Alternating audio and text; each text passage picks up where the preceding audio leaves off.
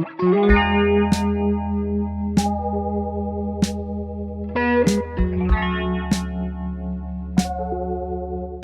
of three spent a full year living and traveling in a self-converted Swiss post bus. It's a fully off-grid solar-powered tiny home on wheels. Every inch of the bus has been carefully designed and hand-built.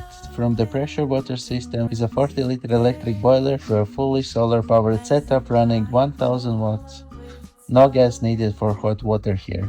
Gas is used only for cooking and the rest of the energy comes straight from the sun.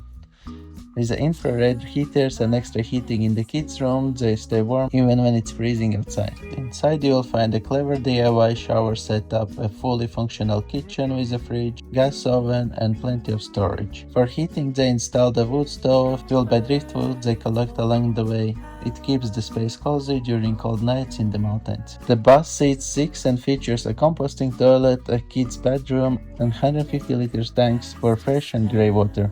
And the bus itself used to be a Swiss postal vehicle that was built for alpine routes, and it's insulated and has double glazed windows.